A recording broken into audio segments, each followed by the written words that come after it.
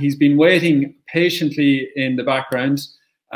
He is one of Ireland's, if not the planet's, finest musicians. And I'm going to bring him on screen right now. Colm Mac Con Iomaire. Colm, oh yeah. Gurmagad, Kehultu. Come on. How's all in Wexford? We're grand, you know.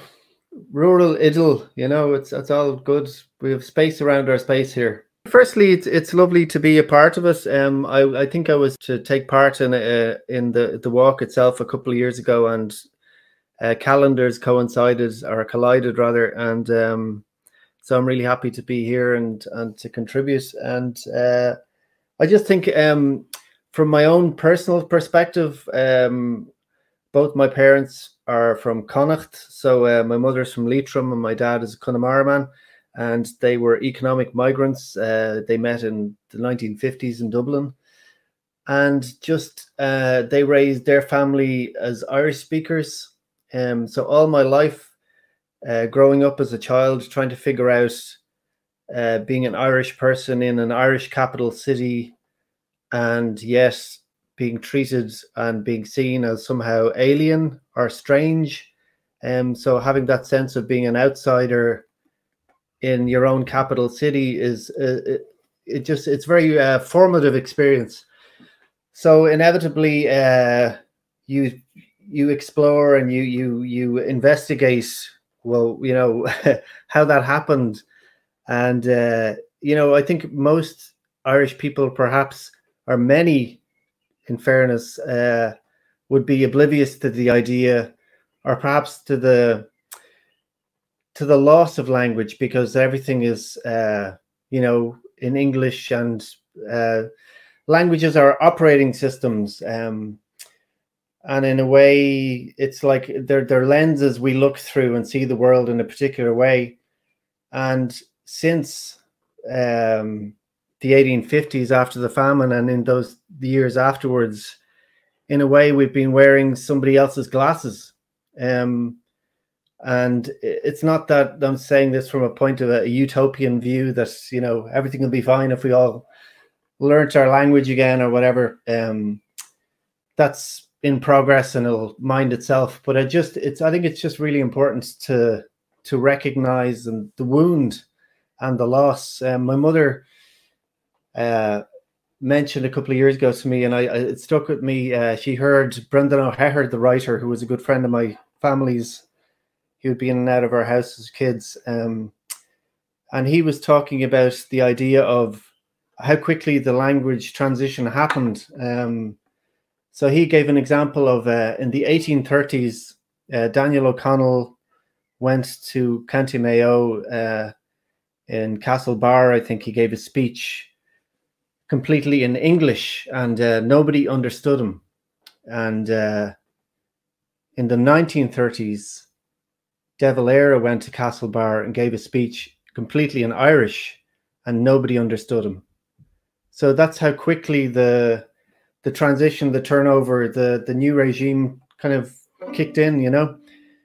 So as I say, it's important to remember and to acknowledge the loss. And I mean, if you were to kind of change the context and think of, imagine the French nation speaking English. I mean, it's unthinkable. And but so in a way that's kind of I think so much of our kind of post-colonial identity and cultural disorientation is so inextricably bound up with our loss of our original operating system. And also that then, of course, the language is so bound up with our feelings of shame, defeat, guilt at surviving something that's, you know, over. So that it's a sensitive spot for most Irish people, you know. Absolutely, including myself, Colm, as I've written about in my new book that's available in all good bookstores if only they were open.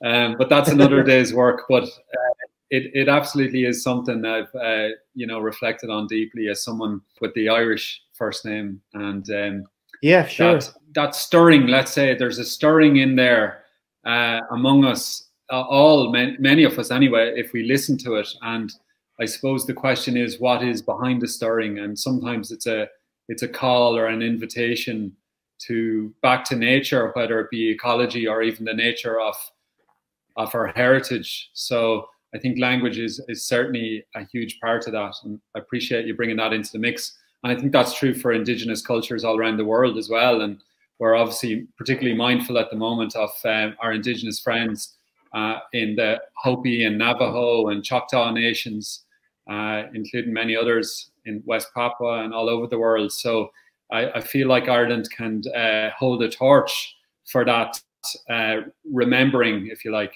For sure, yeah.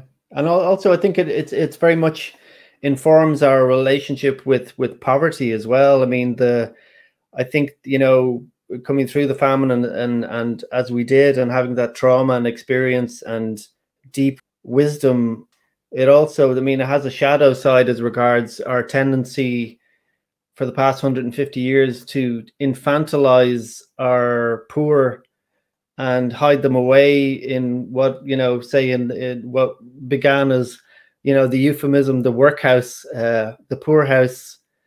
And then in the 20th century, the industrial schools and the Magdalen laundries. And then you go into the 21st century and we're into direct provision and mass homelessness and, you know, private hotels and them, you know, so legacies. I mean, it's a really interesting time we live in at the moment, because, you know, in a way, the Irish famine was the first experiment in kind of free market capitalism. And you could say that hopefully, you know, we're at the very end of that period. I thought if you're to reduce the sauce down to its essence, Roisin Dubh is what sprang to mind. And Roisin Dubh is a love song from they think it may date back and may have been based around Red Hugh O'Donnell. So that was in the Elizabethan era. The love song became kind of politicized, and Roisin Dubh, the Black Rose, became a device for people to be able to sing about patriotism and, you know, a sense of love for the country, which was otherwise. So it was kind of like a secret language that people could sing this love song for Ireland. Yeah. So this is what I thought I'd play for you. And I'll follow it up with a jig called My Mind Will Never Be Easy, which kind of ties in with the legacy. Wonderful. Thanks so much, Colm, and thanks for joining us tonight. It's wonderful to have you here. Pleasure. Lovely to hear everybody, and great, very, very educational. So, and well done, Joe, and well done, Afri. Mashiv.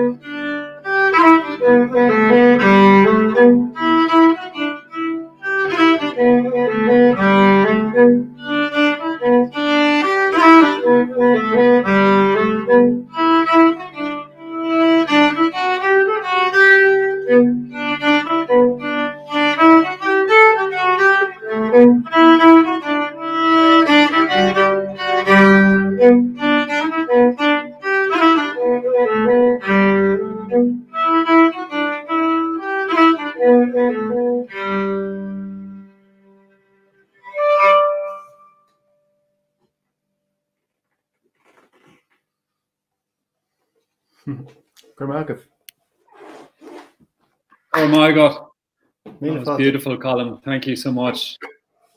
I feel like I want to lie back here and get the sunset, and if you want to stay and lullaby me off to sleep, it'd be fantastic. No panic. Oh, lovely, lovely. I just want to end by asking you, Colm, where or what or who or what elements of sustenance or hope or inspiration are feeding you at the moment? We spoke about this before when you were launching your book recently, about the unique opportunities and the preciousness of the collective vulnerability that we have at the moment. And in a way, there's a kind of a sense of tension and anxiety that I have with the kind of the reopening of the country, and wondering in a way that we're kind of in danger of losing something, a stillness that we've all experienced, and a huge amount of people, perhaps I would imagine, are experiencing the stillness for the first time. It's been a really profound time, and obviously traumatic as well for those who've experienced loss and being denied the chance to mourn properly, to wake people, to be held by the local community. I think it's time we had more women in charge. We've certainly had enough of men behaving badly, and it's just got even more and more ugly. And in a way, the way forward is kind of never been more clear. I'm optimistic, and I think it's an absolute privilege to be alive at this time, to have witnessed all of the changes that we've seen in such a short time over the past 30 years. Hear, hear. Thank you, Colm. And with that in mind, we'll bring in some more powerful women into the mix. We're blessed, and the Afri community is blessed to have so many strong women in and around it. And indeed, I think women's voices on the whole continue to rise in Ireland. And I share that view that it's not even that we need something more equal, we need something profoundly different. And I think women's voices, women's views, women's values are a big part of that. Even if we think of the land of Ireland and Éire being a feminine goddess, it might be time to go back to that source. Right on, absolutely. Yeah.